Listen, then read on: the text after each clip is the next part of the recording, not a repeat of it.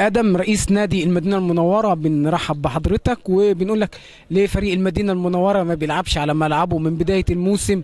وهل لأسباب عدم وجود ملعب ولا ايه المشاكل الموجودة في ملعب المدينة؟ والله المشكلة افتكر يعني وضحت كتير، وانا كلمت الاستاذ عبد الناصر عليها كتير وهو عارفها كويس. الاستاذ عبد الناصر المشكلة الأمنية اللي بيتكلموا عليها. الملعب عندنا ملعب كويس جدا نادي المدينة، واتصرف عليه أكتر من 300,000 جنيه من وزارة الشباب والرياضة.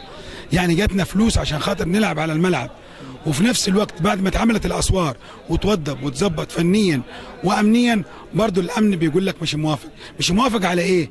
يا كابتن جايب حاجات، هي القرارات واللوائح اللي بتنزل والتعليمات اللي بتنزل على الملاعب بتنزل على كافة الأندية ولا على نادي المدينة بس؟ يعني حضرتك شايف تعنت ضد نادي المدينة بعينه؟ أنا شايف كده يا كابتن. ليه؟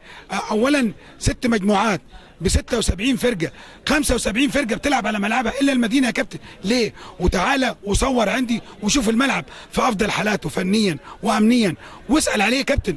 الملعب ارضيته ووضعه العام 10 من 10. الملعب بيتكلموا في ايه؟ في الامن.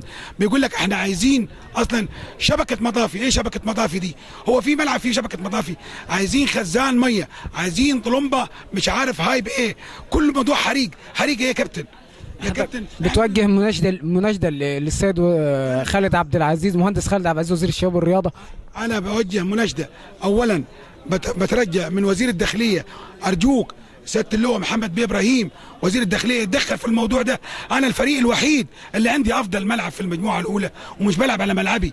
وبعدين بناشد برضه صلاح بيه مزيد، يا مساعد الوزير يا صلاح بيه، ملعبنا من افضل الملاعب وتفضل زوره.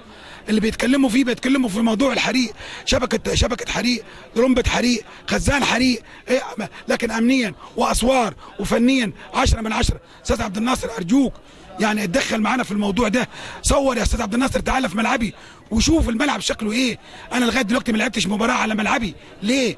واتصرف عليه. مشكور. انا بشكر الباشمهندس خالد عبد العزيز لاني بعت لي اكتر من 350,000 جنيه علشان خاطر يوضب ونلعب على ملعبنا. وبرضه بعد ما عملنا الكلام ده كله وبرضه ما فيش لغايه دلوقتي الامن مش موافق. حضرتك شايف ان فريق المدينه متاثر بعدم اللعب على ملعبه بدليل ان ترتيبه في المركز ال11؟ طبعا يا كابتن. انا لغايه دلوقتي كل ما بروح جنة، انا بلعب في جنة دلوقتي. ليه بلعب في جنة وانا عندي ملعب كويس؟ ليه انا الفرقه الوحيده اللي في المجموعه الاولى وعلى مستوى المجموعات كلها بتلعب بره ملعبها؟ ليه؟ ولا ملعب لعبته على ولا ماتش لعبته على ملعبي؟ انا من الفرقه الوحيده اللي من 75 فرقه بتلعب بره ملعبها. ليه؟ حاج سيد ادم بنشكرك مره ثانيه، وان شاء الله رسالتك هتوصل باذن الله. بشكرك واتمنى الاستاذ عبد الناصر واقفه منك استاذ عبد الناصر، وانت اخ عزيز علينا وبرضه ابن من ابناء الصعيد، واحنا لينا عشم كبير في حضرتك.